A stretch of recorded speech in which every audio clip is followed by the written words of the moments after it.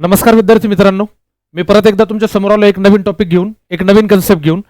Usually pattern कसा असतो बघा, आता लक्षात घ्या. एक रेग्युलर लेक्चर जे आपण या ठिकाणी घेतो किंवा रेग्युलर जे क्वेश्चन्स आपण या ठिकाणी सॉल्व्ह करतो, ते रेग्युलर क्वेश्चन सॉल्व्ह केल्याच्या नंतर ऍक्च्युअल एक्झाममध्ये असेल किंवा मग एखादी मॉक असेल, त्या मॉकमध्ये प्रश्न थोडा जरी वेगळा आला तर विद्यार्थी त्या ठिकाणी कन्फ्यूज होण्याचे चान्सेस खूप जास्त असतात. म्हणजे तो जर रेग्युलर क्वेश्चन आहे, रेग्युलर क्वेश्चनपेक्षा थोडेसे चेंजेस जर आपल्याला बघायला मिळाले, मग तो प्री लेवलचा क्वेश्चन असेल किंवा मेन्स लेवलचा क्वेश्चन असेल, पण त्याच्यामध्ये विद्यार्थ्याचं कन्फ्युजन खूप जास्त क्रिएट होतं. याच्या मागचं रिझन काय? याच्यामागचं रिझन एक तर सर्वात पहिला महत्त्वाचा मुद्दा असा असतो की त्या टाईपचा जोही प्रश्न तुम्ही रेग्युलर प्रश्न सॉल्व्ह केलाय त्याला तुम्ही फक्त एक किंवा दोन वेळा जास्तीत जास्त त्याची प्रॅक्टिस केली असेल. आय यूज टू से, विद्यार्थ्यांना मी नेहमी सांगत असतो की त्या एका टाईपचा प्रश्न जो आहे तो तुम्ही कमीत कमी 4 वेळा जर या ठिकाणी जर समजा त्याची प्रॅक्टिस केली, तो ॲज इट इज किंवा त्या पॅटर्नचा जर पेपरमध्ये आला, मॉकमध्ये आला, तर नो प्रॉब्लेम ॲट ऑल, कारण तो सॉल्व्ह होणारच आहे. पण थोडक्यात थोडंफार चेंजेस जर त्याच्यामध्ये आपल्याला बघायला मिळाले आणि थोडंफार तो क्वेश्चन थोडा चेंज होऊन जरी आपल्याला विचारला गेला किंवा थोडा फिरवून जरी आपल्याला विचारला गेला, पण जर प्रॅक्टिस दरम्यान आपण जर त्याला 4 वेळा 5 वेळा 6 वेळा जशी तुमची ग्रास्पिंग लेवल असेल त्या वेळेला जर तुम्ही समजा त्याची प्रॅक्टिस केलेली असेल तर आपल्याला तो प्रश्न सॉल्व्ह करायला अवघड जात नाही. आजचं जे सेशन आहे, आजच्या सेशनमध्ये आपण तुम्ही बघत असाल की आपण आज कंपॅरिझन ऑफ व्हेरिएबल, आता कॉन लेक्चर सिरीजमध्ये द मास्टर स्ट्रोक आपला जो चालू आहे त्याच्यामध्ये आपण हे लेक्चर जे आहे ते कंटिन्यू करतोय. पण आजच्या सेशनमध्ये तुमचं मी काय कंप्लीट करून घेणार किंवा आजचा आपला पार्ट 1 आहे त्याच्यामध्ये त्यातल्या त्यात आपण पार्ट 1 घेतोय कंपॅरिझन ऑफ व्हेरिएबल, ज्याच्यामध्ये आपण युजुअली मेन्स लेवलचे जे क्वेश्चन्स आहेत ना, हे क्वेश्चन्स आपण घेणार आहे. तुम्ही म्हणणार सर प्री लेवलचे आपल्या रेग्युलर बॅचमध्ये ते नेहमी होतातच, आपण आता ॲडिशनली आपल्याला मेन्स लेवलचे क्वेश्चन जे आहेत ते आपण जे रेग्युलर बॅचमध्ये घेतले त्याच्याही व्यतिरिक्त अजून मेन्स लेवलचे क्वेश्चन आपल्याला या ठिकाणी कव्हर करायचे आहेत, ज्याच्यामध्ये आपल्याला शक्यतो परफेक्ट इनपरफेक्ट रूट असतील किंवा रूटचे क्वेश्चन्स जे आहे युजुअली या ठिकाणी जास्तीत जास्त विचारले जातात. मग एक नॉर्मल इक्वेशन जेव्हा आपल्या रेग्युलर बेसिसवर विचारलं जातं ते इझिली सॉल्व्ह करतो प्रत्येक विद्यार्थी, पण इक्वेशन थोडं जरी चेंज होऊन आलं कंपॅरिझन ऑफ व्हेरिएबल म्हटलं, मग ते लिनियर असेल, क्वाड्रॅटिक असेल किंवा मग सायमल्टेनियस इक्वेशन कुठल्याही कॅटेगरीज असेल किंवा ते based on law of indices असेल, कुठलाही जर समजा या ठिकाणी ते जर थोडं जरी चेंज होऊन जर आपल्या समोर जर आलं तर विद्यार्थ्याचं कन्फ्युजन क्रिएट होण्याचे चान्सेस त्या ठिकाणी खूप जास्त असतात. तर आजच्या व्हिडिओमध्ये किंवा या सिरीजमध्ये इथून पुढे मी एक 3 ते 4 लेक्चर जे आहे हे क्वाड्रॅटिक इक्वेशन किंवा सिम्पली आपण त्याला कंपॅरिझन ऑफ व्हेरिएबल असं म्हणतो, जे युजुअली मेन्स लेवलचे जे क्वेश्चन्स आहेत ते क्वेश्चन मी या ठिकाणी कव्हर करण्याचा प्रयत्न करणार आहे.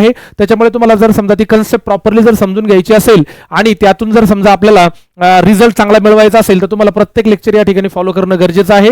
सो जास्त वेळ न घेता आपल्याला आजचा जो सेशन आहे आपला तो सेशन आपण या ठिकाणी स्टार्ट करतोय.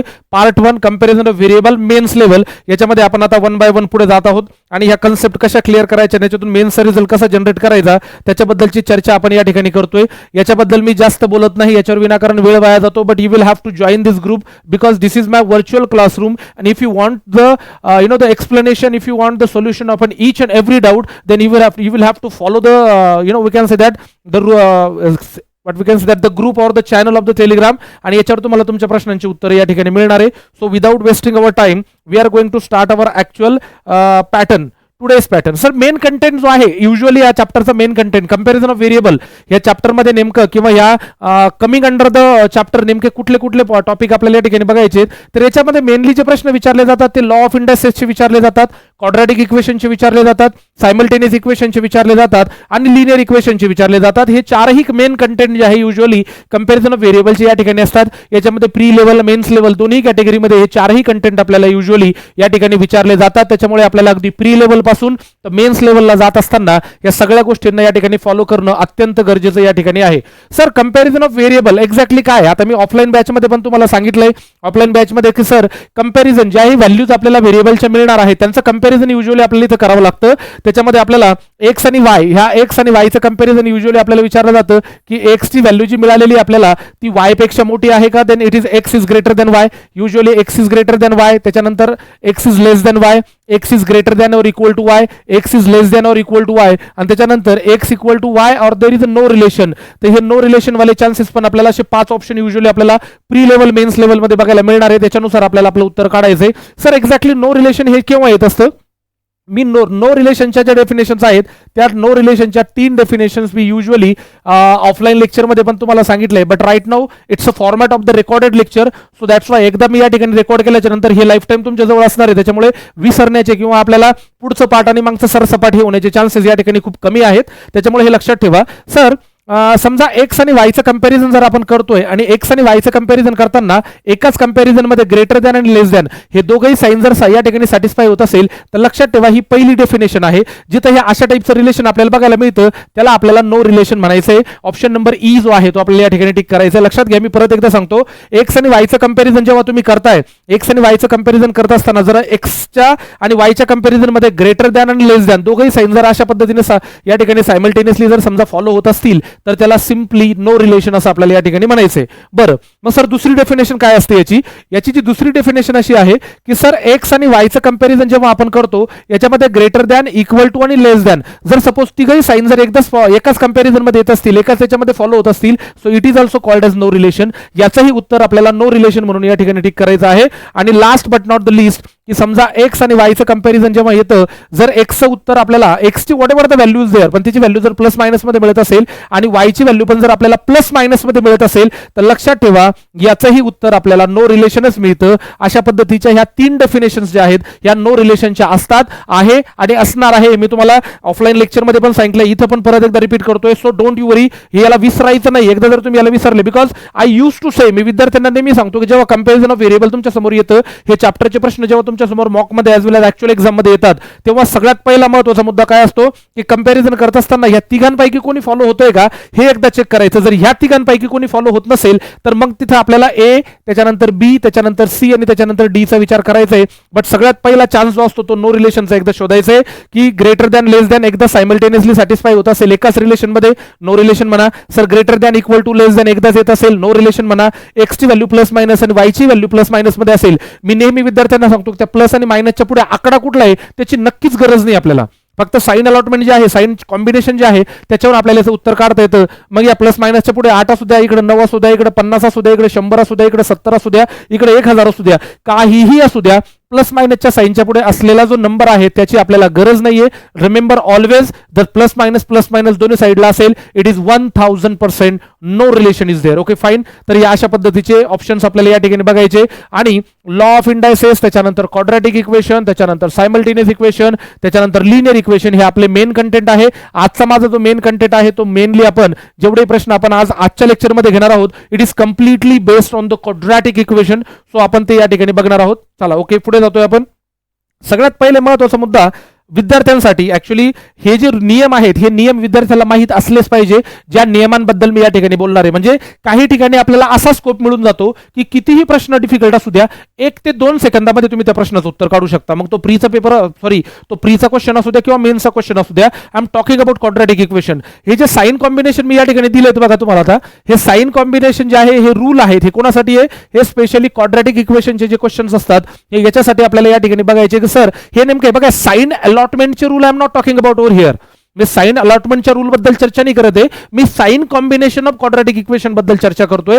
आणि त्याचं एक एक एक्झाम्पल पण मी बाकायदा या ठिकाणी तुमच्या समोर दिलेला आहे.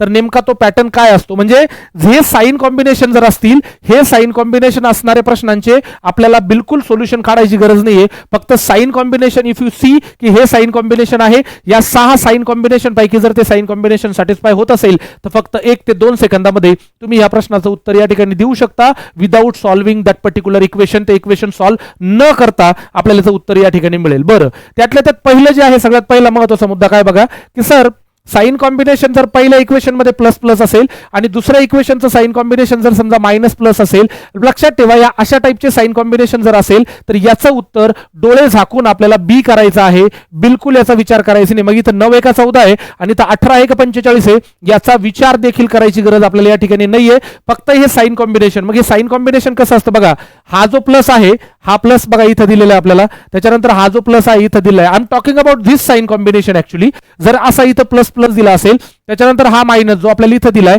आणि हा प्लस जो आपल्याला इथं दिलाय, I am talking about this sign combination in quadratic equation.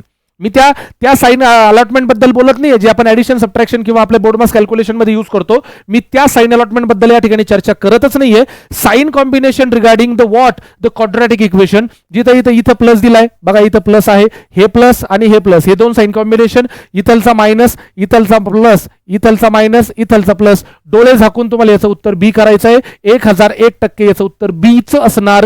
हे इक्वेशन सॉल्व्ह करायची गरज तुम्हाला नाहीये. तुम्हाला वाटत असेल तर तुमच्या समोर बोर्डवर तुमचा प्रश्न दिसतोय, तुम्हाला वाटलं तर तुम्हाला जर समजा त्याचं शंका निरसन करायचं असेल, निसरण काय आपल्याला जर ती शंका असेल ती जर आपल्याला क्लिअर करायची असेल तर तुम्ही तो प्रश्न इक्वेशन जो आहे तो सॉल्व्ह करून बघा, तुम्हाला त्याचं क्लॅरिटी या ठिकाणी मिळेल. इव्हन मी ऑफलाईन लेक्चरमध्ये पण तुम्हाला सांगितलंय. बरं, दुसरा साइन कॉम्बिनेशन काय आहे की सर इथं मायनस आणि प्लस आहे आणि इथे प्लस प्लस आहे. मग जर अशी सिच्युएशन असेल, बघा हा मायनस म्हणजे हा मायनस, हा प्लस म्हणजे हा प्लस, त्याच्यानंतर हा प्लस जो आहे तो या ठिकाणी दिलाय, हा प्लस जो आहे तो या ठिकाणी दिलाय. जर असं साइन कॉम्बिनेशन असेल तर याचं उत्तर डोळे झाकून जे आहे याचं उत्तर काय असणार आहे, ए असणार आहे. इथं चुकून आपलं बी झालं होतं पण जस्ट मेक इट करेक्ट. याचं उत्तर जे आहे ऑलवेज टू बी ए. हा पॉईंट आपल्याला या ठिकाणी लक्षात ठेवायचा आहे. मग सर इथं 15 आहेत का 36 आहेत, त्याच्यानंतर इथं 22 आहेत की 57 आहेत, लिटरली या नंबरशी आपल्याला काहीही घेणं देणं नाहीये. आपल्याला फक्त साइन कॉम्बिनेशन याचं उत्तर मिळतं. पहिल्याचं उत्तर आपल्याला बी मिळालं, दुसऱ्याचं उत्तर आपल्याला ए मिळालं. अशा पद्धतीने फक्त आणि फक्त जे साइन कॉम्बिनेशन आहे ते बघून आपल्याला या प्रश्नांची उत्तर या ठिकाणी काढता येतात. बरं, पुढचं साइन कॉम्बिनेशन काय बघा. पुढचं साइन कॉम्बिनेशन आहे सर मायनस मायनस, त्याच्यानंतर इथं पण मायनस मायनस दिलाय, हा मायनस यांच्याशी जोडे लागल्यात. त्याच्यानंतर सर हा प्लस म्हणजे हा प्लस, त्याच्यानंतर हा मायनस म्हणजे हा मायनस. म्हणजे हे साइन कॉम्बिनेशन जर असेल आपल्याकडे कुठलं मायनस मायनस आणि plus minus, remember one thing, याचं उत्तर जे आहे always to be no relation. याचं उत्तर 1001%, जेवढे टक्के तुम्हाला लावता येईल तेवढे टक्के याचं उत्तर जे आहे नो रिलेशन असणार. आणि आपल्याला याला ई म्हणून उत्तर या ठिकाणी टिक करायचंय. मग हे सर 76 चे असे फॅक्टर पाडायचे की त्यांच्यातला डिफरन्स 15 आला पाहिजे, 75 चे असे फॅक्टर पाडायचे की त्यांच्यातला डिफरन्स 22 आला पाहिजे. हे काहीही करायची गरज आपल्याला या ठिकाणी पडणार नाही. लक्षात तेव्हा हा आजचा जो व्हिडिओ आहे किंवा इथून येणारे जे व्हिडिओ आहेत हे क्वाड्रॅटिक किंवा कुठल्याही कंपॅरिझन ऑफ व्हेरिएबल अंडर मध्ये विचारल्या जाणाऱ्या कुठल्याही प्रश्नांची आपली उत्तरं जी काढायची आपल्याला त्याच्या कन्सेप्ट मात्र 1001% या ठिकाणी क्लिअर होणार. तर सर हे आपले पहिले 3 नियम झालेत. याच्यामध्ये प्लस प्लस मायनस प्लस असेल तर बी मिळाले, त्याच्यानंतर मायनस प्लस आणि प्लस प्लस असेल तर ए मिळाले, त्याच्यानंतर मायनस मायनस आणि प्लस मायनस असेल तर नो रिलेशन आपल्याला या ठिकाणी मिळाले. आय यूज टू से की रेकॉर्डेड लेक्चर आहे, जोपर्यंत कन्सेप्ट क्लिअर होत नाही तोपर्यंत बघत राहा, समजून घ्या आणि जास्तीत जास्त आपल्याला उत्तर या ठिकाणी इझिली मिळवता येतील असा प्रयत्न करा. सर चौथा नियम जो आहे तो काय म्हणतो बघा. चौथा नियम असं म्हणतो की सर इथं मायनस आहे, इथं मायनस आहे, so right now minus minus is there. या बाजूला जर बघितलं तर इथं पण आपल्याला मायनस मायनस दिले. जर हे साइन कॉम्बिनेशन जर क्वाड्रॅटिक मध्ये आपल्याला बघायला मिळत असेल की मायनस मायनस मायनस मायनस, तर लक्षात ठेवा याचंही उत्तर 1001%, याचं उत्तर पण आपल्याला नो रिलेशन मिळणार. याचं पण उत्तर आपल्याला ई म्हणून टिक करायचं आहे, हे लक्षात ठेवायचं आहे. जास्त वेळ आपल्याला याच्यावर द्यायची गरज नाहीये. सर इथं जे बघा हा प्लस दिलाय, हा मायनस दिलाय, त्याच्यानंतर हा प्लस दिलाय, हा मायनस दिलाय. जर असे साइन कॉम्बिनेशन असेल की सर इथलचा प्लस इथलचा मायनस, त्याच्यानंतर इथलचा प्लस इथलचा minus, while you are just suppose to see this kind of relation in sign combination, याचंही उत्तर डोळे झाकून आपल्याला नो रिलेशन करायचं आहे. बघा लक्षात ठेवा, सर इथं 10 आहे का 96 आहे, इथं 18 आहे की 40 आहे, 40च्या मायनस 40चे असे फॅक्टर पाडायचे की त्यांच्यातला डिफरन्स हा प्लस 18 आला पाहिजे आणि मायनस 96 चे असे फॅक्टर पाडायचे की त्यांच्यातला डिफरन्स जो आहे तो प्लस 10 आला पाहिजे. याची काहीच चिंता करायची गरज नाहीये. Just see the sign combination. If you can see this kind of sign combination is there, plus minus and then plus minus, 1000% त्याचं उत्तर आपल्याला नो रिलेशन असेल. No need to solve that equation over here. Okay fine. Last but not the list, okay sir plus आहे minus आहे, त्याच्यानंतर इथं minus आहे, इथंही मायनस आहे. While you can see this kind of sign combination is there, again याचंही उत्तर आपल्याला नो रिलेशन या ठिकाणी बघायला मिळेल. डोळे झाकून आपल्याला 1001% ऑफ द केसेस मध्ये याचंही उत्तर आपल्याला नो रिलेशन या ठिकाणी करायचंय. नो रिलेशन हे उत्तर टिक करायचंय. 1001% आपलं उत्तर या ठिकाणी असेल करेक्ट. मग सर 84 मायनस 84 चे असे फॅक्टर पाडायचे की then you are suppose to get की सर प्लस 17 हा डिफरन्स आला पाहिजे. देन मायनस 119 चे असे फॅक्टर पाडायचे की त्यांच्यातला डिफरन्स जो आहे तो मायनस 10 आला पाहिजे. अशी सिच्युएशन जर आपल्या समोर आली असेल तर त्या नंबरचे लिटरली फॅक्टर पाडत बसायचे नाहीये, काहीच करायची गरज नाहीये. फक्त हे साइन कॉम्बिनेशन लक्षात ठेवा. लक्षात ठेवा हे जे 6 साइन कॉम्बिनेशन मी तुमच्या समोर या ठिकाणी मांडलेत, या 6 sign combination, these are the 6 usually rules of the sign combination in quadratic equation किंवा कंपॅरिझन ऑफ व्हेरिएबल. तर या केसमध्ये जर समजा हे 6 साइन कॉम्बिनेशन सोडून कुठलंही साइन कॉम्बिनेशन जर आलं तर त्याला आपल्याला टेक्निकली आपल्याला डील करावं लागेल. पण जर या 6 पैकी कोणी असेल तर लिटरली आपल्याला ते इक्वेशन सॉल्व्ह करायची गरज नाहीये. आरामात त्याचं उत्तर फक्त या साइन कॉम्बिनेशनचे नियम लक्षात ठेवा, दॅट्स ऑल. याच्या व्यतिरिक्त काहीही आपल्याला लक्षात ठेवायची गरज नाहीये. ओके, हे नियम झाल्याच्या नंतर right now today we are taking the first example of mains लेवलचे क्वेश्चन्स. युजली बघा रेग्युलर मी तुम्हाला काय सांगितलं होतं की सर रेग्युलर जे आहे रेग्युलर प्रश्न जर आपल्या समोर या ठिकाणी आले तर रेग्युलर प्रश्न या ठिकाणी आल्याच्या नंतर आपल्याला तो सॉल्व्ह करत असताना किंवा तो प्रश्न सॉल्व्ह करण्यासाठी आपल्याला जो वेळ लागतो तो वेळ लागणे किंवा त्याच्या कन्सेप्ट जे आहे त्या 1001% आपल्या क्लिअर असतात. पण जेव्हा आपल्या समोर एखादा प्रश्न थोडासा नवीन येतो तर आपल्या समोर एक गडबड आपल्याला या ठिकाणी बघायला मिळते. आता बघा हे जे इक्वेशन आहेत हे इक्वेशन आपल्या समोर या ठिकाणी आलेत. युजली हे प्री लेवलला असे इक्वेशन्स आपल्याला विचारले जात नाहीत. हा पॅटर्न फक्त युजली मेन्स लेवलच्या क्लिनिकल लेवलचा मेन्स असेल, in some of the cases officer लेवलच्या मेन्समध्ये पण एखाद दोन क्वेश्चन आपल्याला या पॅटर्नचा बघायला मिळतो. आणि मेन्स लेवलचा 1 मार्क म्हणजे खूप मोठी गोष्ट असते. मी नेहमी विद्यार्थ्यांना सांगतो don't leave the 1% of the chance of your selection. कुठला 1% चान्स पण आपल्याला या ठिकाणी सोडायचा नाहीये. मग या प्रश्नांवर पण आपल्याला तितकेच डेडिकेटली लक्ष द्यायचंय जेवढं आपण बाकीच्या ठिकाणी लक्ष देतो. मग सर आता इथे जो प्रश्न तुमच्या समोर आलाय आता थोडक्यात सगळ्यात पहिले महत्वाचा मुद्दा जो आहे ना तो काय आहे. आता तुम्ही जर हा प्रश्न जर बघितला या ठिकाणी तर या प्रश्नामध्ये तुम्हाला एक जादू बघायला मिळेल. ती जादू काय आहे तर सर इथलचे साइन कॉम्बिनेशन जे दिलेले आहेत ना इथलचं साइन कॉम्बिनेशन प्लस आहे आणि इथलचं साइन कॉम्बिनेशन मायनस आहे. त्याच्यानंतर सर इथलचं साइन कॉम्बिनेशन जे आहे ते मायनस आहे, इथलचं साइन कॉम्बिनेशन जे मायनस आहे. आता युजली जर विचार करायला गेलो ना तर हा प्रश्न मेन्स लेवलचा आहे.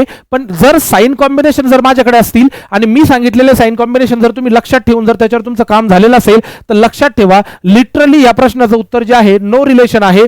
जरी हा मेन्सचा प्रश्न असेल तरी काहीही गरज नाहीये, याचं उत्तर आपल्याला ए मिळालं. दिस इज द रिझन ऍक्च्युअली की तुम्हाला जे साइन कॉम्बिनेशनचे जे रूल मी तुम्हाला या ठिकाणी सांगितले ते का लक्षात ठेवायचे आहे ते याच्यासाठी लक्षात ठेवायचे की असा हा जो प्रश्न आहे. आता ऍक्च्युअली हा प्रश्न कसा सॉल्व्ह करायचा हे मी तुम्हाला सांगणार आहे. पण जर साइन कॉम्बिनेशनने जर मला सपोर्ट केला तर लिटरली 1 ते 2 सेकंदामध्ये माझा हा प्रश्न या ठिकाणी सॉल्व्ह करून झालाय. ही रिअलायझेशन किंवा ही इन्फॉर्मेशन विद्यार्थ्यापर्यंत असणं गरजेची आहे. जी इन्फॉर्मेशन मी थोड्या वेळापूर्वी 2 मिनिटापूर्वी तुम्हाला या ठिकाणी दिलेली आहे. त्याच्यामुळे ते लक्षात ठेवा. ओके फाईन सर आता साइन कॉम्बिनेशन तर आपल्याला कळालं की हा प्रश्न कसा सॉल्व्ह करायचा.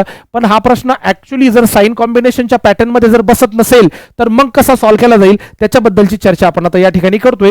आता सगळ्यात पहिले महत्त्वाचा मुद्दा रूटच्या बाबतीमध्ये आपण या ठिकाणी चर्चा केलेली आहे. बघा मी तुम्हाला शिकवलंय की sir root x multiply by root x जो असतो याची व्हॅल्यू नेहमी एक्स असते. सगळ्यात पहिले हा नियम आपल्याला लक्षात असला पाहिजे जो नियम मी ऑलरेडी तुम्हाला लोकांना या ठिकाणी सांगितलाय. बरं मग सर अशी सिच्युएशन जर असेल तर रूट 13 मल्टिप्लाय बाय रूट 13 ची जी व्हॅल्यू आहे ती व्हॅल्यू काय मिळेल रे बाळांनो आपल्याला तर त्याची व्हॅल्यू मिळेल आपल्याला 13.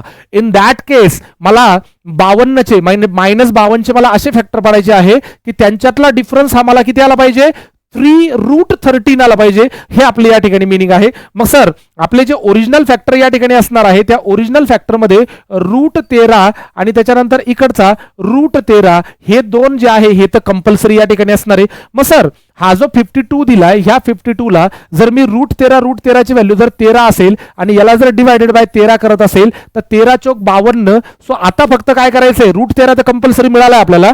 या 4 चे मला असे फॅक्टर पाडायचे आहे की त्यांच्यातला डिफरन्स मला 3 मिळाला पाहिजे. बस एवढंच आपलं टार्गेट आहे. आणि ज्याचे फॅक्टर आपल्याला मिळतात सर एक फॅक्टर मिळतो 4 आणि दुसरा मिळतो -1. 4 आणि -1 जर आपण बघितलं 4 मल्टिप्लाय बाय -1 जर बघितला सो माय डिअर स्टुडंट याचा जो ऍक्च्युअली जी याची मल्टिप्लिकेशन आहे ती डेफिनेटली -4 होणार आणि -4 सॉरी त्याच्यानंतर आपण जर बघितलं 4 आणि -1 चा जर डिफरन्स आपण बघितला तो नक्कीच मला 3 या ठिकाणी मिळतो जो मला हवा आहे actually. So this is the actually way to solve this kind of questions की हा जो √13 आहे ना हा √13 आपला कॉमन असणार आहे. त्याच्यामुळे तो √13 कॉमन असल्यामुळे पहिले √13 ने काय करायचंय आपल्याला तर त्या √13 ने या 52 ला डिवाइड करून घ्यायचंय. म्हणजे √13 ने का कारण 2 वेळा रूट होतो मल्टिप्लाय म्हणून त्याची अल्टिमेट व्हॅल्यू आपल्याला 13 मिळाली. या 13 ने इथे डिवाइड करायचंय आपल्याला 13 चौक 52 म्हणजे आता फक्त 4 उरलाय. 4 चे असे फॅक्टर पाडायचे आपल्याला नॉट ओनली 4 बट ऑल्सो -4 असणार आहे हा कारण आपल्याकडे -52 आहे. सर -4 चे असे फॅक्टर पाडायचे आपल्याला की सर त्यांच्यातला डिफरन्स हा 3 आला पाहिजे. मग 4 आणि -1 तर एवढंच लक्षात ठेवा की हा 4 मी इथं ठेवला आणि हा -1 जो आहे मी ते या ठिकाणी ठेवला. So my dear student these are your original factors. लक्षात ठेवा हा जो पॉइंट मी या ठिकाणी क्लिअर करतोय हा पॉइंट याच्या अगोदर तुम्ही लोकांनी किती लोकांनी फेस केलाय मला माहित नाहीये. पण you know this is the most important part over here. Mains लेवलला आपल्याला अशा टाईपचे जे प्रश्न आहेत ते प्रश्न नेहमी बघायला मिळतात. त्याच्यामुळे ह्या टाईपच्या प्रश्नांची प्रॅक्टिस होणं या ठिकाणी खूप जास्त गरजेची आहे. तर सर हे ओरिजिनल फॅक्टर झाले आणि मी तुम्हाला सांगितलं ओरिजिनल फॅक्टर मधून फायनल व्हॅल्यू मध्ये जात असताना याचे जे साइन आहेत हा 4√13 होता हा फक्त -4 आणि √13 आपल्याला या ठिकाणी बघायला मिळेल. आणि -1 आपण घेतला नाही घेतला काही फरक पडत नाही, याची व्हॅल्यू जी आहे ती आपल्याला मिळाली √13. So this is your final value. हा आहे आपला पहिला पोर्शन या ठिकाणी झालाय, तो या ठिकाणी मी एक्सप्लेन केलाय. रेकॉर्डेड लेक्चर आहे. सर 52चा 4 कसा झालाय आणि त्या 4चे फॅक्टर कसे पडलेत हे सगळं मी ऑलरेडी एक्सप्लेन केलेलं आहे. हे आपल्याला या ठिकाणी अशा पद्धतीने फॉलो करता येईल. बरं sir, it is very same for the second case also. आता इथे पण बघा, हे जे ओरिजिनल फॅक्टर आहेत आपले, या ओरिजिनल फॅक्टरमध्ये हा √13 आणि त्याच्यानंतर हा जो √13 आहे, हे √13 कंपल्सरी आहे. सगळ्यात पहिले मुद्दा आपल्याला काय करायचं आहे की सर या 260ला आता √13 मल्टिप्लाय बाय √13 ची व्हॅल्यू जी आहे ती 13 आपल्याला मिळाली, 13 मिळाली, ज्याला 13 ने डिवाइड करायचं म्हणजे 13 दुनी 26. म्हणजे सर आता बाकीचा तर हिशोब या ठिकाणी झालाय, पण मला आता -20, कारण इथं साईन जो आहे तो परत एकदा मायनसचा आहे. सर मला -20 चे असे फॅक्टर पाडायचे की त्यांच्यातला जो डिफरन्स आहे तो ऍक्च्युली काय आला पाहिजे, -8 आला पाहिजे. सो माय डिअर स्टुडंट, 10 आणि 2 हे जे फॅक्टर्स आहेत आपले -10 आणि 2, हे जे दोन फॅक्टर आहेत यांच्यातला डिफरन्स तुम्ही या ठिकाणी बघू शकता की सर 10 दुनी 20 होतात, -10 आणि मल्टिप्लाय बाय 2 ला -20 मिळतात, आणि -10 मधून जेव्हा 2 जातात तेव्हा नक्कीच मला -8 या ठिकाणी मिळतात. म्हणजे ओरिजिनल फॅक्टर मध्ये मला जे मिळाले ते मिळाले -10 √13 आणि त्याच्यानंतर दुसरा मिळाला 2 √13. त्याच्यानंतर सर y ची फायनल व्हॅल्यू जी आपल्याला मिळाली ती मिळाली सर 10 √13 आणि त्याच्यानंतर पुढे जी मिळाली -2 √13. आणि मी तुम्हाला ऑलरेडी सांगितलंय की या ठिकाणी आपल्याला जे कॅल्क्युलेशन जे करायचंय, इकडे एक फॅक्टर आपल्याला मायनस मध्ये मिळाला, एक प्लस मध्ये मिळालाय, इकडे एक मायनस मध्ये मिळाला, एक प्लस मध्ये मिळालाय. तर याचं जे रिलेशन असणार आहे, यांच्यातलं जे कंपॅरिझन असणार आहे ते कंपॅरिझन लिटरली असणार आहे नो रिलेशन. बघा, हा जो प्रश्न आहे जो मी तुमच्या समोर या ठिकाणी मांडलाय, या प्रश्नाला मी कशा पद्धतीने सॉल्व्ह केलंय, कशा पद्धतीने डील केलंय हे समजून घेणं या ठिकाणी अत्यंत महत्त्वाचं आहे. हा पहिला प्रश्न आपला या ठिकाणी क्लिअर झालाय. रेकॉर्डेड लेक्चर आहे. मी तुम्हाला सांगितलंय की सर जोपर्यंत कन्सेप्ट माझी पूर्णपणे क्लिअर होणार नाही तोपर्यंत तो प्रश्न मी करत राहणार, तोपर्यंत मी तो प्रश्न बघत राहणार आणि त्याच्यावर काम करणार. कारण आपल्याला प्री आणि मेन्स या दोन्ही ठिकाणी याचा उपयोग जो आहे तो या ठिकाणी होणार. सर पुढचा जो प्रश्न आहे तो पुढचा प्रश्न बघा, तुम्ही काय म्हणतोय. आता इथं पण जर तुम्ही बघितलं ना माय डिअर स्टुडंट्स, तर इथं एक प्लस हा साइन कॉम्बिनेशन, इथं प्लस आहे, त्याच्यानंतर इथं मायनस आहे. सर त्याच्यानंतर इथं मायनस आहे आणि इथंही मायनस आहे. आता जर आपण बघितलं तर याचं उत्तर मला काढायची गरज नाहीये, कारण according to the sign combination of the quadratic equation आपण या ठिकाणी बघितलं की सर हे साइन कॉम्बिनेशन प्लस मायनस आणि मायनस मायनस जेव्हा असतं तेव्हा याचं उत्तर एका सेकंदामध्ये मला या ठिकाणी मिळतं, ज्याचं उत्तर आहे नो रिलेशन. म्हणजे लिटरली आपल्याला हा प्रश्न या ठिकाणी सॉल्व्ह करायची गरज नाहीये. But as I promised you की आपल्याला हे प्रश्न सॉल्व्ह कसे करायचे हे आपल्याला या ठिकाणी बघायचं आहे. त्याच्यामुळे आपण आता बघूयात. सर इथल्याही केसमध्ये जर तुम्ही बघितलं की सर आपल्याला इथं ओरिजिनल फॅक्टर जे आता मिळणार आहे, ओरिजिनल फॅक्टरमध्ये हा जो √8 आहे, हा √8 आपला या ठिकाणी कॉमन असणार. चला √8, मग सर √8 मल्टिप्लाय बाय √8 ची व्हॅल्यू आपल्याला काय मिळते, तर ती 8 मिळते. याला डिवायडेड बाय 8 जर केलं तर 12×8 = 96. आता कंडिशन फक्त एवढी आहे की सर -12 चे असे फॅक्टर पडायचे आपल्याला की त्यांच्यातला जो डिफरन्स आहे ना तो 4 आला पाहिजे. सो डेफिनेटली इथं पहिला फॅक्टर आपल्याला 6 मिळतो आणि दुसरा फॅक्टर जो आहे तो -2 मिळतो. तुम्ही बघू शकता 6 मधून जेव्हा 2 जातात तेव्हा खाली 4 उरतात. म्हणजे ओरिजिनल फॅक्टर आपल्याला मिळाले 6 आणि 8. त्याच्यानंतर इथे मिळाले सर आपल्याला -2 √8. अशा पद्धतीने फॅक्टर्स आपल्याला या ठिकाणी मिळतात. बरं, त्यातल्या त्यात या √8ला आपल्याला अजून सिम्प्लिफाय करता येतं. कसं, तर या √8ला आपल्याला 4 दुनी 8 असंही करता येईल. त्याच्यानंतर इथं पण आपल्याला या √8ला जे आहे तर 4 दुनी 8 असंही करता येईल. म्हणजे जेव्हा हा 4 बाहेर पडेल, because 4 is the perfect square number, त्याच्यामुळे तो जर बाहेर पडला तर तो 2 होऊन मिळेल आपल्याला. म्हणजे आपल्याला जे ओरिजिनल फॅक्टर आपल्याला परत एकदा या ठिकाणी मिळत आहे, हा बाहेर आला तर 6 दुनी 12 आणि √2 आपल्याला या ठिकाणी मिळेल. त्याच्यानंतर हा जर बाहेर आला तर 2 दुनी 4 मायनस मध्ये आणि √2 आपल्याला या ठिकाणी मिळेल.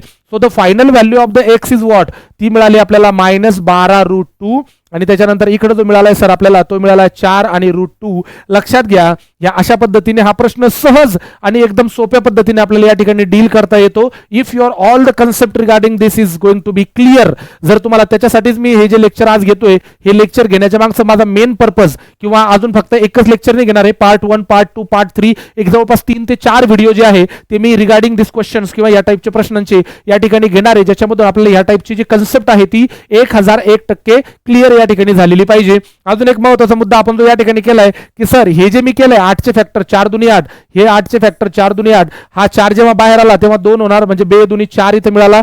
परत हा पण बाहेर आला तर 2 होणार, मग 6 दुनी 12. म्हणजे फायनल व्हॅल्यू जी आपल्याला मिळाली ती आपल्याला एक्स ची व्हॅल्यू मिळालेली आहे -12 √2 4 √2. Okay fine, very same to here also again.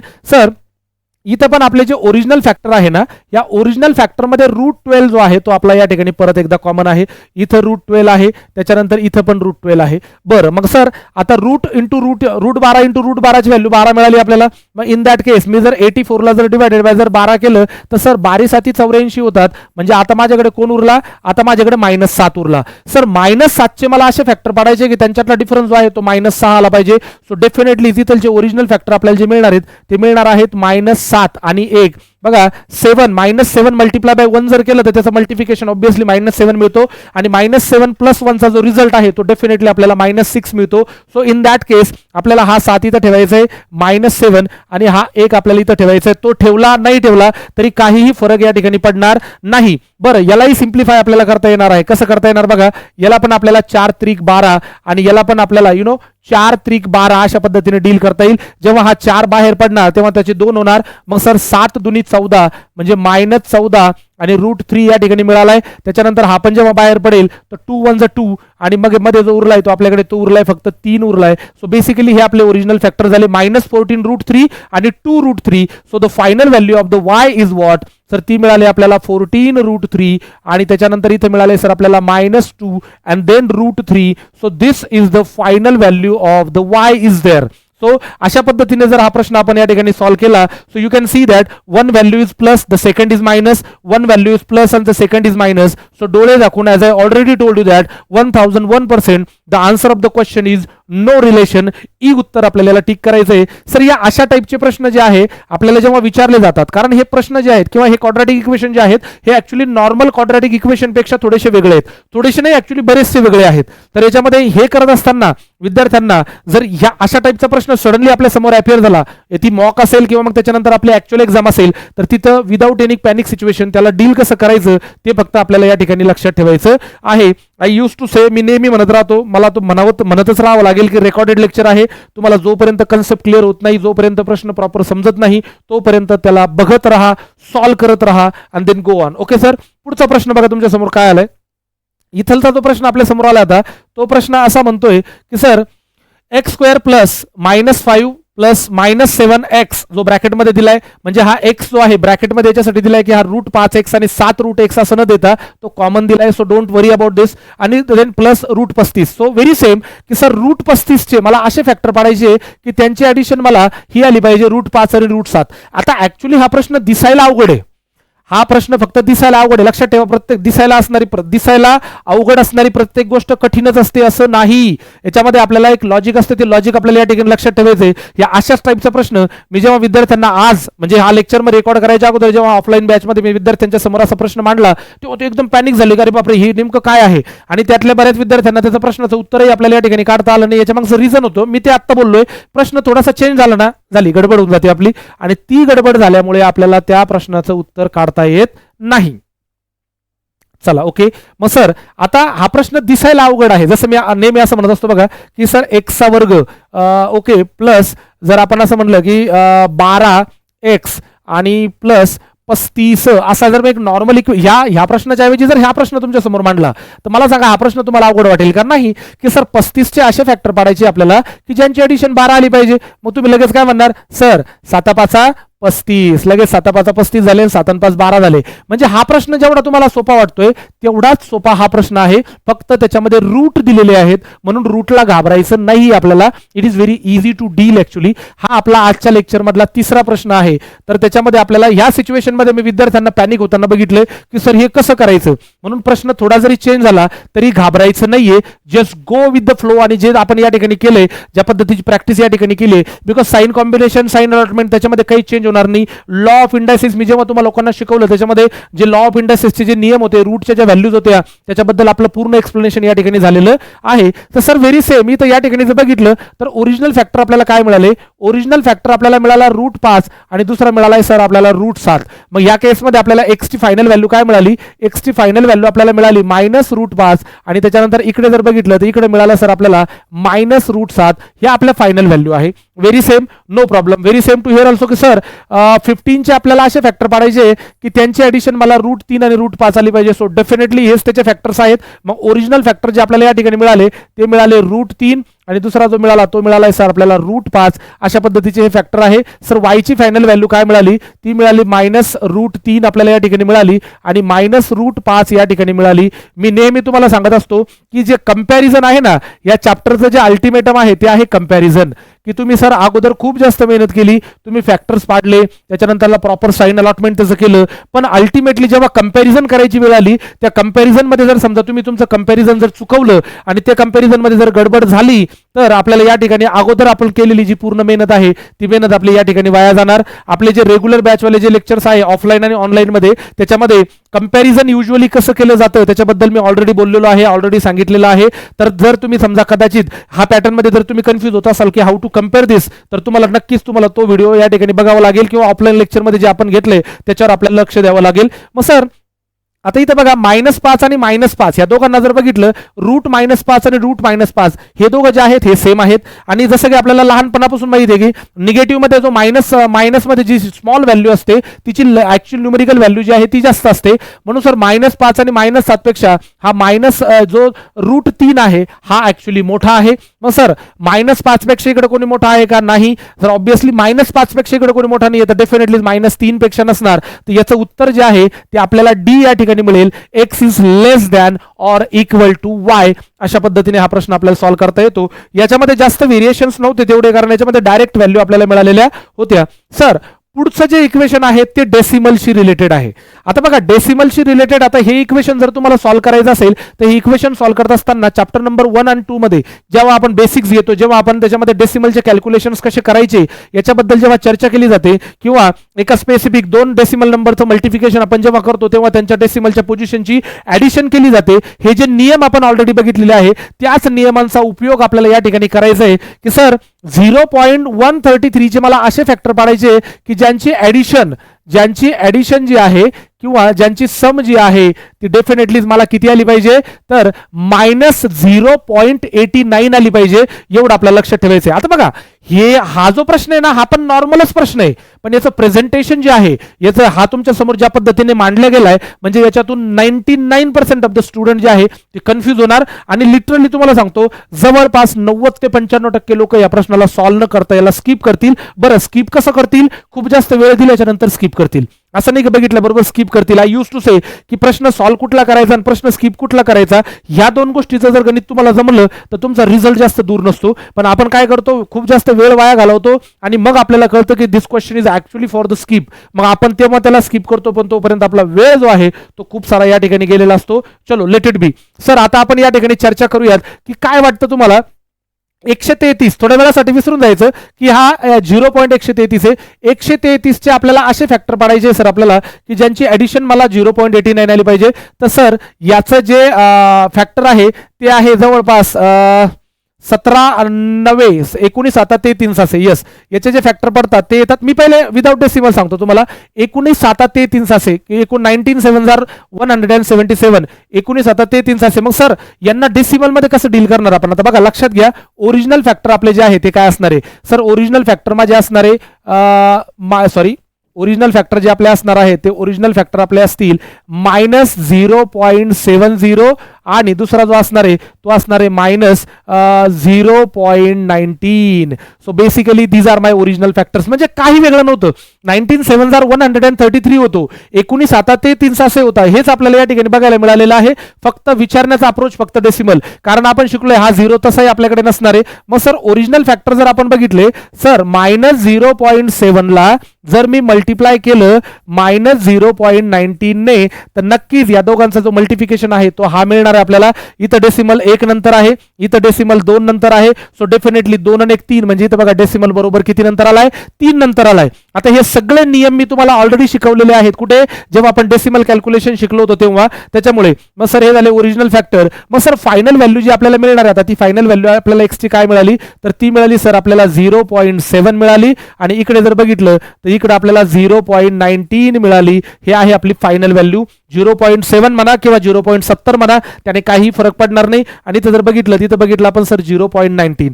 So it is also very same to here also की सर ह्या 1.05 चे मला असे फॅक्टर पाडायचे आहे की त्यांच्या ऍडिशन जी आहे त्यांची ऍडिशन आपल्याला किती मिळाली पाहिजे, तर ती -2.2 मिळाली पाहिजे. आता याच्याबद्दल पण मी तुम्हाला ऑलरेडी सांगितलेलं आहे की मी इथं असंच का म्हणतो ऍडिशन, जेव्हा मल्टिप्लिकेशन प्लस असतं तेव्हा फॅक्टरची ऍडिशन असते, याच्याबद्दल आपली चर्चा झालेली आहे. इथलचंही मल्टिप्लिकेशन जे आहे ते पॉझिटिव्ह होतं तर फॅक्टरची ऍडिशन असते, आणि जेव्हा मल्टिप्लिकेशन हे निगेटिव्ह असतं तेव्हा फॅक्टरचं सबट्रॅक्शन किंवा त्यांच्यातला डिफरन्स सॅटिस्फाय करायचा असतो. हे मी तुम्हाला ऑलरेडी सांगितलंय, परत एकदा या ठिकाणी रिपीट केलंय, लक्षात ठेवायचंय. सर 1.05 चे असे फॅक्टर पाडायचे आपल्याला त्यांची ऍडिशन मला ही मिळाली पाहिजे. तर आता इथं जर बघितलं आपण तर जवळपास 15 7 5 असे होतात, 15 7 105. मग सर हे फॅक्टर कसे मिळणार आपल्याला, तर ओरिजिनल फॅक्टर बघा कसे मिळणार. इथं आपल्याला एक फॅक्टर जो आहे तो मिळणार आहे -0.70 म्हणा किंवा फक्त 0.7 म्हणा, आणि त्याच्यानंतर इथं दुसरा फॅक्टर मिळणार आपल्याला तो मिळणार आहे 0.15. तो भाई ये 0 को जो है इसको कट कर दीजिए. आता बघा again very same to here also की सर इथं जर समजा मी 0.7 जो की ऑब्विसली मायनस मध्ये असणार आहे, याचं मल्टिप्लिकेशन जर मी समजा इथं पण आपल्याला काय द्यावं लागेल, मायनस द्यावं लागेल. -0.15 बरोबर जर केला तर या दोघांचा गुणाकार बघा 15 7 5 असे 2 आणि 1 3 नंतर पॉईंट पाहिजे मला, तर इथं बघा सॉरी 1.5 घ्यावं लागेल आपल्याला इथं. म्हणजे याचे जे फॅक्टर्स आहेत त्याचे फॅक्टर आपल्याला जे घ्यायचे आहेत तर ते फॅक्टर आपल्याला घ्यावे लागतील सर की ओरिजिनल फॅक्टर जे आपल्याला मिळाले ते मिळाले आपल्याला. ओरिजिनल फॅक्टर एक मिळतो -0.7 आणि तो दुसरा फॅक्टर जो आपल्याला मिळालेला आहे तो मिळाला आपल्याला 1.5. हा पण मायनसमध्ये आहे, एक झिरो जो आहे एक डेसिमल आपण जास्त घेतला त्या ठिकाणी. सो हे आपले ओरिजिनल फॅक्टर आहे. मग सर एकदा सॅटिस्फाय होतं का करून बघूयात. बिलकुल करून बघायचंय की सर -0.7 असेल आणि याला जर मी मल्टिप्लाय जर केला असेल की सर -1.5 केला असेल तर सर 15 7 5 या ठिकाणी होतात इक्वल टू 105 झालेत. पण आता पॉईंट मला 1 आणि 1 2 नंतर पाहिजे, म्हणजे सर इथं 2 नंतर पॉईंट मी दिलाय आणि ऍडिशन मध्ये तर 1 नंतरच पाहिजे, तो आपला ऑलरेडी सॅटिस्फाय या ठिकाणी होतोय. म्हणजे ओरिजिनल फॅक्टर आपल्याला मिळाले -0.7 आणि 1.5 दोघंही मायनस मध्ये आहे. सर वायची जी व्हॅल्यू आपल्याला मिळाली ती एक मिळणार आपल्याला 0.7 आणि दुसरी मिळणार आहे आपल्याला 1.5. तर अशा केसमध्ये आता यांचं कंपॅरिझन करावं लागेल आपल्याला, बिकॉज हे आपल्या फायनल व्हॅल्यू आहे. या फायनल व्हॅल्यू मधलं कंपॅरिझन करताना गडबड होता कामा नये एवढं मात्र आपल्याला लक्षात ठेवावं लागेल. मग सर 0.7 आणि 0.7 हे दोघं जे आहेत ना हे इक्वल आहेत. 0.7 इक्वल आहे. पण आता इथं जर तुम्ही बघितलं ना ह्या 1.5 पेक्षा आपण समजा हा 0.7 पेक्षा पण आणि 1.9 पेक्षा पण हा जो 1.5 हा मोठा आहे, म्हणजे याचं उत्तर आपल्याला अशा पद्धतीने मिळणार. बरं 0.7 पेक्षा इकडे कोणी मोठा आहे का, तर नाही, हा 70 आहे, हा 19 आहे. जर याच्याच पेक्षा कोणी मोठा नाही त्याच्यापेक्षा पण नसणार, म्हणजे सर याचं उत्तरही आपल्याला परत एकदा काय मिळालं, डी मिळालंय, less than or equal to y. हा प्रश्न आपला या ठिकाणी समोर आपल्याला आलेला आहे. याचं कॅल्क्युलेशन म्हणजे हा प्रश्न तुमच्या समोर प्रेझेंट करण्याच्या मागचं मेन रिझन काय होतं की जर आपल्याला प्रश्न थोडासा जरी बदलून विचारला, जसं इथं आपण बघितलं 19 7 33 असे होतात पण विचारण्याचा अप्रोच वेगळा आहे. इथं पण 15 7 5 असे होतात बट विचारण्याचा अप्रोच वेगळा आहे, कारण त्याच्यामध्ये फक्त डेसिमल जे आहे ते डेसिमल त्यांनी याच्यामध्ये काय करून दिलेले आहेत, ऍड करून दिलेले आहेत. त्याच्यामुळे हा पॉईंट आपल्याला अशा पद्धतीने लक्षात ठेवावा लागेल. चालेल, रेकॉर्डेड लेक्चर आहे, परत बघत चला आणि क्लिअर करत चला. सर आता हा जो प्रश्न आहे आपल्या समोर, आता या प्रश्नामध्ये पण बघा आपल्याला रूटच्या व्हॅल्यूज जे आहेत ते या ठिकाणी दिलेल्या आहेतच. आता आपण बघितले कोइफिशियंट जर दिला असेल तर आपला नॉर्मल वे काय सांगतो, याला मल्टिप्लाय करायचं 3 दुनी 6 केले तर 6 अंडर रूट मध्ये जर 15 घेतले सर तर 6 अंडर रूट 15 चे मला असे फॅक्टर पाडायचे की त्यांची ऍडिशन मला ही आली पाहिजे. परत एकदा बिलकुल घाबरायची गरज आपल्याला या ठिकाणी नाहीये, दिसायला फक्त अवघड आहे पण सॉल्व्ह करायला खूप सोपं आहे कारण फॅक्टर त्याचे तिथंच पडलेले आहेत. मग सर याचे जे ओरिजिनल फॅक्टर आपल्याला मिळालेत ते ओरिजिनल फॅक्टर आपल्याला काय मिळतात, ते मिळतात सर -6 हा आपला पहिला ओरिजिनल फॅक्टर आहे आणि दुसरा जो ओरिजिनल फॅक्टर आपल्याला मिळाला आहे तो मिळाला आहे सर आपल्याला -15. तर हे आपले ओरिजिनल फॅक्टर या ठिकाणी मिळालेत. बरं फायनल व्हॅल्यू मध्ये जाताना काय होणार, फायनल व्हॅल्यू मध्ये जाताना हा 6 झाला आणि हा पण √15 झाला. आता या केसमध्ये हा 2 जो आहे हा आपल्याला या ठिकाणी डिवाइड करायचा की तिकडे जाऊन मल्टिप्लाय करायचा, त्याच्याबद्दल आपण चर्चा थोड्या वेळानंतर करूयात, पण सध्या आपण त्याला त्या पद्धतीने ठेवूयात. Sir very same to here also इथं 5 9 45 होतात. सर 45 अंडर रूट 15 जे आहे तर याची व्हॅल्यू आपल्याला अशी, याचे फॅक्टर आपल्याला असे पाडायचे आहेत की आपल्याला त्यांची ऍडिशन ही आली पाहिजे. तो डेफिनेटली फॅक्टर ऑलरेडी दिले 9 आणि 5 45 होतात. सर इथलचे ओरिजिनल फॅक्टर जे आपल्याला मिळाले ते मिळतात ते -9 आणि इथलचे जे फॅक्टर्स आपल्याला मिळाले ते मिळाले मायनस मध्ये 5 अंडर रूट 15. अशा पद्धतीने हे फॅक्टर्स आपल्याला या ठिकाणी मिळाले.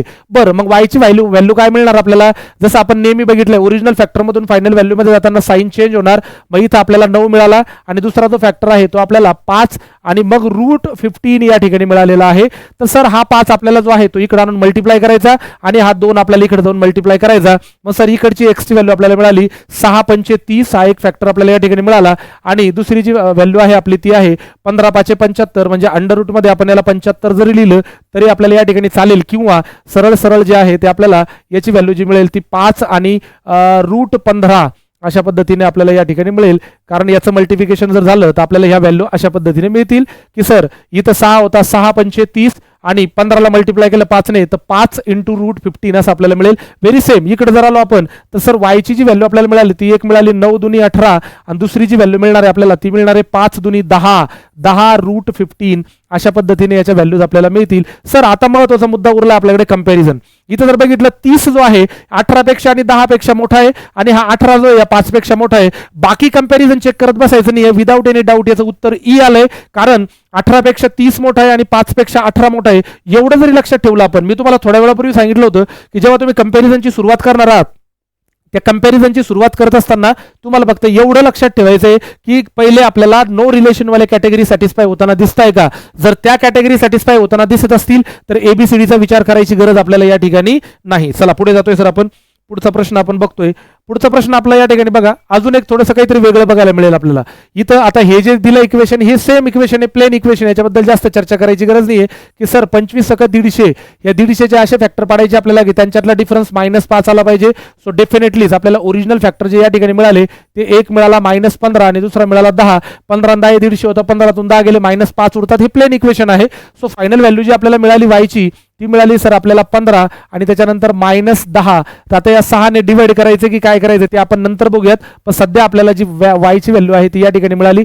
वाटलं तर याला 6 आणि 6 जरी घेतलं तरी काही प्रॉब्लेम नाहीये, कारण इथं 6 दुनी 12 म्हणजे इथं -2.5 ही व्हॅल्यू आपल्याला फायनल व्हॅल्यू पॉझिटिव्ह व्हॅल्यू जी आहे ती आपल्याला इथं पॉझिटिव्ह व्हॅल्यू मिळेल. बघा वायची जी व्हॅल्यू आपल्याला मिळाली ती मिळाली सर 2.5 आणि इथं जर बघितलं आपण तर 2 त्रिक 6 आणि 2 पंचे 10 म्हणजे जवळपास 1.6 असं व्हॅल्यू आपल्याला या ठिकाणी मिळते. 1.66 जी डेफिनेटली मायनस मध्ये असेल. चला okay, it was like plane equation, याच्याबद्दल काही अडचण नाही आहे. येस सर, हा जो प्रश्न आहे याच्याबद्दल चर्चा आपल्याला करण्याच्या अगोदर मी तुम्हाला शिकवलंय लॉ ऑफ इंडायसेस मध्ये की सर x⁻² जर तुमच्या समोर दिला असेल तर यालाच आपण अंडर रूट मध्ये x असं सुद्धा लिहू शकतो. हे विसरले तुम्ही नसालच एवढी मला गॅरंटी आहे. ओके, तर इथं जे आहे ना इथं ब्रॅकेट 24 - 10x ला (1/2) केलाय. म्हणजे मला असं म्हणायचंय की ह्या (1/2) ला असं न सॉल्व्ह करता किंवा असं न कन्सिडर करता आपण जर अशा पद्धतीने कन्सिडर केलं तर हे सॉल्व्ह करायला सोपं जाईल. म्हणून मी आता याला कसं डील करतोय बघा, अंडर रूट मध्ये मी घेतलाय 24 - 10x या ठिकाणी घेतलाय. ओके, इक्वल टू इथं घेतलाय सर 3 - 4x आपण घेतलाय. सर जर आपल्याला हा रूट कॅन्सल करायचा असेल तर होल इक्वेशनचा स्क्वेअर आपल्याला या ठिकाणी काढावा लागेल, जो आपल्याला काढायचा आहे. होल इक्वेशनचा जर होल स्क्वेअर आपण केला ते रूट कॅन्सल होणार आणि इथं आपल्याला 24 - 10x या ठिकाणी मिळाले. इक्वल टू याला a - b होल स्क्वेअरच्या फॉर्मॅटने जर सॉल्व्ह केलं आपण तर a चा स्क्वेअर म्हणजे डेफिनेटली 9, त्याच्यानंतर ट्वाइस ab म्हणजे 4 त्रिक 12 दुनी किती झाले 24x झाले आणि प्लस b चा वर्ग जर म्हणला तर इथं आपल्याला प्लस 16x चा वर्ग असं कॅल्क्युलेशन आपल्याला या ठिकाणी बघायला मिळेल. म्हणजे अल्टिमेटली आपण गेलोय कुठे, आपण गेलोय परत एकदा क्वाड्रॅटिक इक्वेशन मध्ये. लक्षात घ्या इथं आपल्याला वेगळ्या फक्त फॉर्मेशन ऑफ द क्वेश्चन जे आहे ना ते वेगळ्या अँगलने या ठिकाणी आपल्याला दिल्या गेलेलं आहे, एवढं लक्षात ठेवायचं. मग सर आता आपल्याला सॉल्व्ह करायचंय. सो व्हेरी सेम, हे नंबर आपण त्या बाजूला जर घेऊन गेलो तर इथं आपल्याला ऑलरेडी दिलंय 16x चा वर्ग -24x दिलाय. त्याच्यानंतर हा जो 10 आहे हा इकडे जाऊन झालाय +10x. ओके, हा 9 इकडे प्लस आहे, नो प्रॉब्लेम ॲट ऑल. हा मायनस जाऊन तिकडे 24 होणार आणि then equal to 0. So finally तुमचं इक्वेशन जे तयार झालंय ते झालंय सर 16x चा वर्ग. 24 मधून 10 गेले देन इट इज -14x आणि सर 24 मधून 9 जर गेले तिथं आपल्याला मिळाले -15 आणि देन इक्वल टू 0.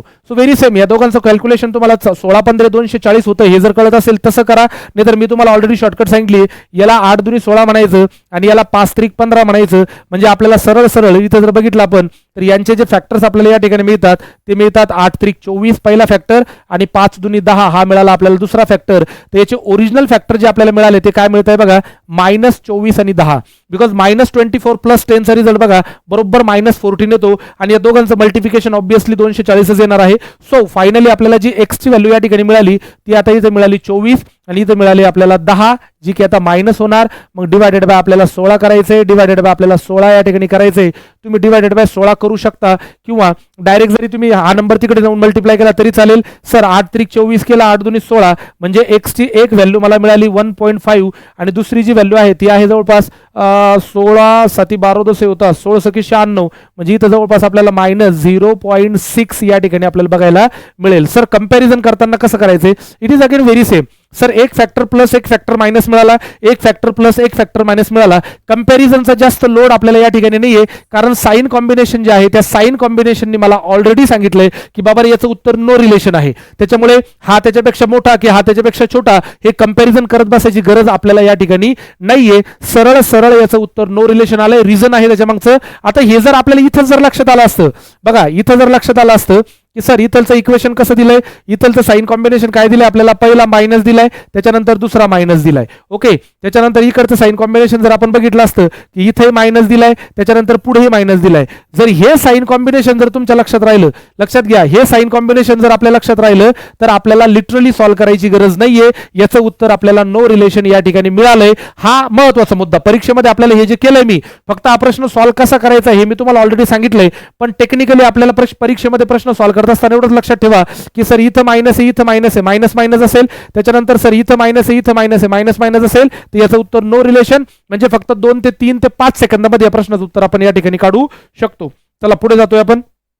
पुढचा जो प्रश्न आहे तो आपल्याकडे परत एकदा आलाय की सर इथं सेम क्वेश्चन जो आपण आता याच्या अगोदर केला होता त्या टाईपचे प्रश्न या ठिकाणी आहे की सर इथं ओरिजिनल फॅक्टर कॅल्क्युलेट करत असताना इथं जो √7 आहे हा √7 आपला कॉमन आहे. म्हणजे पहिल्या फॅक्टरमध्ये पण √7 कॉमन आहे, दुसऱ्या फॅक्टरमध्ये पण √7 जो आहे तो कॉमन आहे. मग सर्वप्रथम आपल्याला काय करायचं, सर 35 ला जर डिवायडेड बाय 7 केलं तर 7 5 35 आपल्याला या ठिकाणी मिळाले. आता मुद्दा उरलाय फक्त, कारण 35चं कॅल्क्युलेशन तर या ठिकाणी झालंय. आता मुद्दा असा आहे की आपल्याला या ठिकाणी कॅल्क्युलेशन करत असताना √35 सॉरी इथं जे आहे ना थोडीशी गडबड या ठिकाणी झालेली आहे. इथं हे जे इक्वेशन आहे हे इक्वेशन x² मायनस 4 √7 आणि त्याच्यानंतर x आहे आणि मायनस जे आहे इथं काय मिळाला पाहिजे आपल्याला 35 मिळाला पाहिजे equal to 0. So this is our actual equation जे आहे या इक्वेशनला आपल्याला अशा पद्धतीने डील करायचं आहे. सर आता या 35 ला जे आहे या 35 ला डिवाइड करताना आपल्याला √7 मल्टिप्लाय बाय √7 काय होतो 7 होतो. 7 ने डिवाइड केलं म्हणजे 7 5 35. आता 5 चे मला असे फॅक्टर पाडायचे आहे की सर त्यांच्यातला डिफरन्स जो आहे तो मला किती आला पाहिजे 4 आला पाहिजे. तर ओरिजिनल फॅक्टर जे आपल्याला या ठिकाणी मिळत आहे ते ओरिजिनल फॅक्टर आपल्याला काय मिळत आहे त्याच्यामध्ये √7 इथं कॉमन आहे, त्याच्यानंतर इथं पण √7 जो आहे तो या ठिकाणी कॉमन आहे. अशा पद्धतीने 5चे फॅक्टर पाडले 4 5चे जे फॅक्टर आपण पाडले ते पाडले -5 आणि 1. सो 5 1 जा 5 होतो, 5 मधून 1 गेल्यावर इथं 4 उरतात. म्हणजे इथलचे जे फॅक्टर आपल्याला मिळाले, पहिला फॅक्टर मिळाला 5 √7 आणि दुसरा मिळाला 1 √7. मग 1 घेतला किंवा नाही घेतला त्याने काही फरक या ठिकाणी पडणार नाही. ही आपली ओरिजिनल व्हॅल्यू आहे. मग सर एक्सचं उत्तर आपल्याला जे मिळालंय फायनल उत्तर ते मिळालं 5 आणि √7 आणि दुसरे जे फॅक्टर आपल्याला मिळालं ते मिळालं फक्त -√7. अशा पद्धतीने सर हा कार्यक्रम आपल्याला या ठिकाणी बघायला मिळेल. बरं, very same to here also. इथं पण जे आहे इथं पण आपल्याला हा जो आहे 84 जो आहे तो रूट मध्ये नसला पाहिजे. सर इक्वेशन असे y² प्लस 4 √7 या ठिकाणी घेतलाय y आणि त्याच्यानंतर -84 असलं पाहिजे. You know this is the actual equation. हे प्रिंटिंग मध्ये थोडा एरर झालाय, जस्ट इग्नोर दिस. याच्यावर फोकस करायचं. मग सगळ्यात पहिलं काम काय करणार आपण 84 ला डिवायडेड बाय 7 करायचंय. मग किती उरले 12 7 84 होतात. म्हणजे सर वायचे जे ओरिजिनल फॅक्टर आपल्याला मिळणार आहे त्याच्यामध्ये पहिला जो फॅक्टर आपल्या त्याच्यामध्ये आहे तो √7 इथेही कॉमन आहे, त्याच्यानंतर इथं जो आहे इथेही √7 आपला कॉमन आहे. आता प्रश्न काय उरतो की सर -12चे असे फॅक्टर पाडायचे आपल्याला की त्यांच्यातला जो डिफरन्स आहे तो +4 आला पाहिजे. सो ऑब्विसली 6 आणि -2 6 दुनी -12 होता, 6 मधून 2 गेले 4 उरतात. मग सर पहिला फॅक्टर आपल्याला मिळाला 6 √7 आणि त्याच्यानंतर दुसरा मिळाला -√2 √7. मग इथलची जी फायनल व्हॅल्यू आहे आपली ती काय मिळते आपल्याला, ती मिळते सर -6 √7 आणि त्याच्यानंतर दुसरी व्हॅल्यू मिळाली आपल्याला 2 √7. अशा पद्धतीने हे प्रश्न आपल्याला मिळाले. सर ही आहे आपली वायची फायनल व्हॅल्यू, ही आहे एक्स ची फायनल व्हॅल्यू. पण हे सगळं झाल्याच्या नंतर एक गोष्ट लक्षात ठेवा, साइन कॉम्बिनेशन जे दिले आपल्याला ते दिले मायनस, इकडे मायनस आहे आणि इकडचं साइन कॉम्बिनेशन जे आहे ते दिले आपल्याला +-. सो मेरे प्यारे बच्चो याचं डोळे झाकून याचं उत्तर जे आहे ते नो रिलेशन आहे, कारण एक व्हॅल्यू प्लस एक व्हॅल्यू मायनस, एक व्हॅल्यू प्लस एक व्हॅल्यू मायनस आली.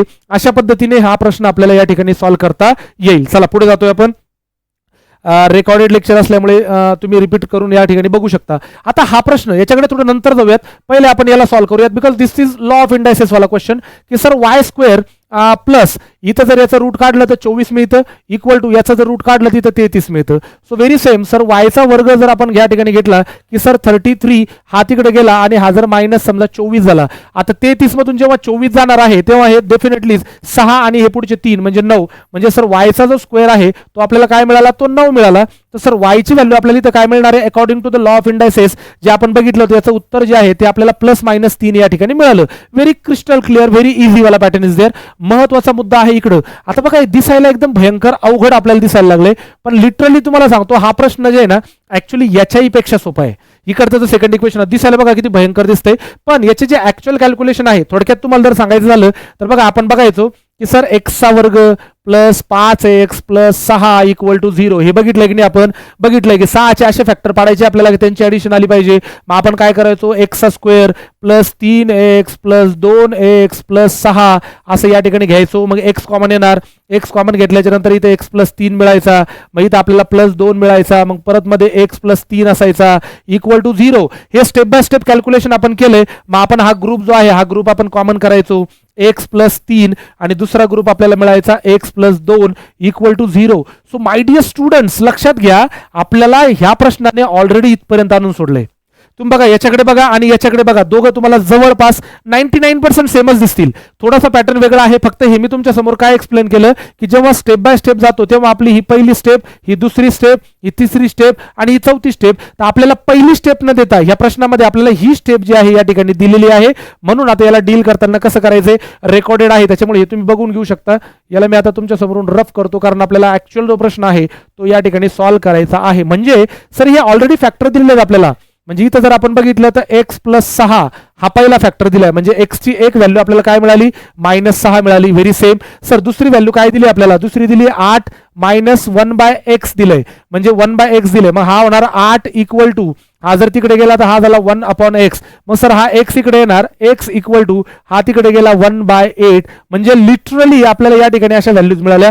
x ची व्हॅल्यू जी आहे ती अशा पद्धतीने मिळाली -6 आणि याची जी व्हॅल्यू आपल्याला मिळाली ती मिळाली सर x इक्वल टू 1/8. मग sir final value x equal to इथं घ्यायचं आहे -6 आणि दुसरी व्हॅल्यू जर आपण इथं घेतली लाईक दिस की 0 पॉईंट जवळपास 1/8 म्हणजे 1.12 म्हणजे 0.12 जरी घेतला आपण अशा पद्धतीने याची व्हॅल्यू मिळाली.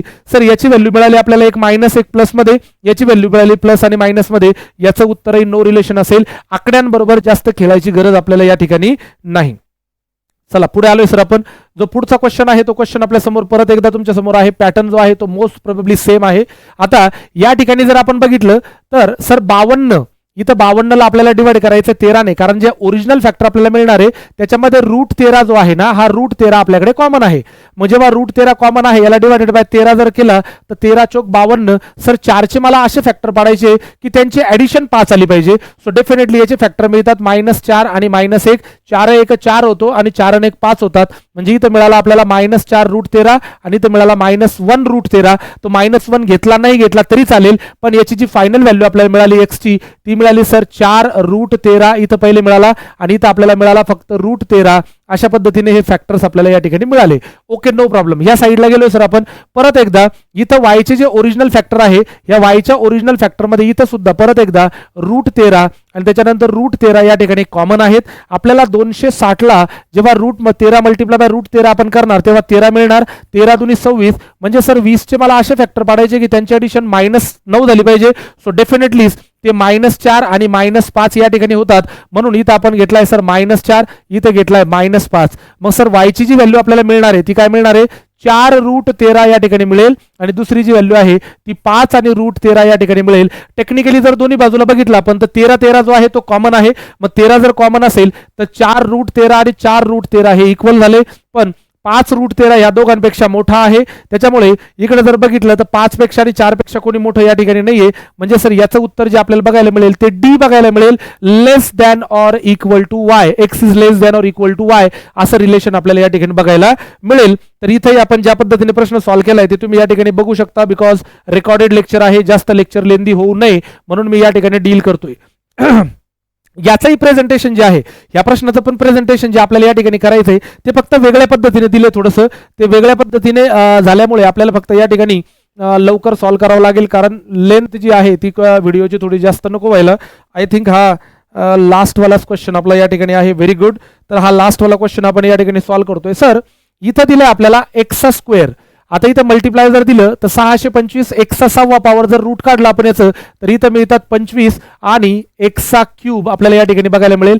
त्याच्यानंतर सर खाली आपल्याला मिळतोय 5 एक्सचा cube. In that case x cube cancel जर झाला 5 5 25 होतो, म्हणजे इथं आपल्याला मिळाला 5 एक्सचा वर्ग प्लस 7 चौक 28 इक्वल टू 39 एक्स आपल्याला मिळालाय.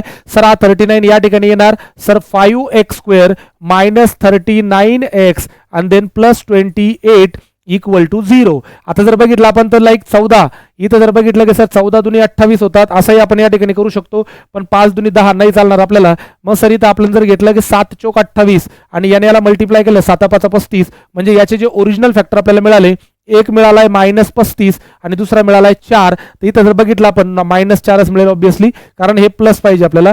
सो -35 आणि -4 चे ऍडिशन -39 होते आणि यांचा गुणाकार डेफिनेटली 140 आपल्याला या ठिकाणी बघायला मिळतो. सो हे ओरिजिनल फॅक्टर. मग एक्स ची व्हॅल्यू आपल्याला काय मिळाली, इट्स 35 आणि देन 4. हा 5 जो आहे हा डिवाइड करायचा का मल्टिप्लाय ते नंतर करूयात आपण. सध्या फक्त 35 आणि 4 आपल्याला या ठिकाणी मिळालाय. सर इथं पण वाय स्क्वेअर -5 त्रिक 15y इक्वल टू -56 आपल्याला या ठिकाणी मिळाला. So bomb being confirm the accurate जो आपल्याला इक्वेशन तयार करायचं आहे, y square -15y then +56 equal to 0, कारण हा मायनस इकडून प्लस झालाय. सो याचे ओरिजिनल फॅक्टर जे आपल्याला मिळणार आहेत ते मिळणार आहे -7 आणि -8. 7 8 56 होता, 7 आणि 8 15 झालेत.